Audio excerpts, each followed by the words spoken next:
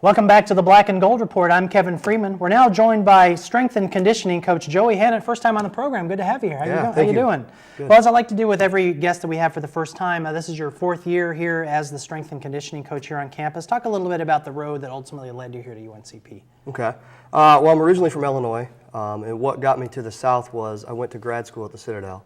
And then once I graduated from there, I was working at the College of Charleston in Charleston, South Carolina. And my boss, Cameron Davidson, went to grad school with the strength coach that was here. When he left, he called him up, said, "Hey, you know anybody that's interested?"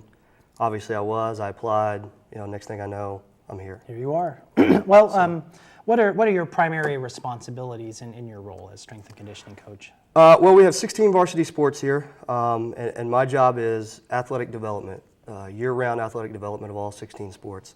I have a GA that helps me. So we go about it, we separate the teams out. I'll take these, you take these, and that's how we go about attacking what we're going to do. Well, how do you, as a strength and conditioning coach, I'm curious how you define conditioning, because it's kind of a vague term. And what defines a well-conditioned athlete to you? Well, conditioning it's one of those funny words where everybody thinks it has something to do with running, but it doesn't. I mean, if you think of the word conditioning, you can condition yourself to do anything. Mm-hmm. And if you look at each sport, and what we do is look at the demands of the sport. So if you were just talking to Coach Aycock, the demands of cross country are extremely different than the demands of football, extremely different than the demands of a wrestler, mm-hmm. something like that. So we have to look at each sport, and then from there we can break it down. There's different energy systems of the body and the way that we move forward, backwards, lateral, stuff like that.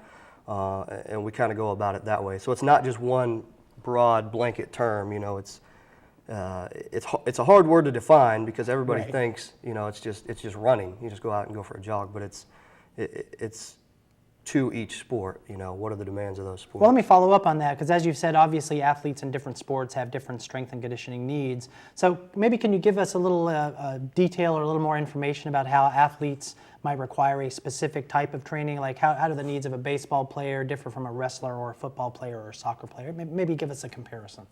Yeah. Well, what we try to do at the beginning when we first get a kid in, what we think about is teaching them the basics. If a kid can't do a push-up, then we're not going to expect them to bench a lot of weight. If a kid can't do a squat without falling forward, they can't do a body weight lunge, anything like that, we're not going to put weight on their back and mm-hmm. expect them to do anything like that. So we start from the bottom. We teach them how to squat, we teach them how to do lunges, we teach them how to do push-ups, core work. We teach them how to do basic jumping, landing, starting, stopping, simple things like that, which you would think that they already know how to do, but it's kind of crazy how many kids actually don't know how to, mm-hmm. Land, jump, skip, do things like that. And then from there, it's, like I was saying earlier with conditioning, if you look at the demands of the sport, so volleyball is predominantly a vertical sport. Whereas cross country, it's a horizontal sport. So we look at it, we're not going to be doing an immense amount of vertical jumping with cross country, okay? With volleyball, we're going to be doing mm-hmm. that stuff because that's what we want to train. Right. A pitcher, if it's a right-handed pitcher, they're going to be throwing rep after rep with the right arm. We're going to want to do something on the backside to help protect their shoulder, from injury. Sure. So we look at the sport, what are the demands of your sport? What do you have to do to be successful?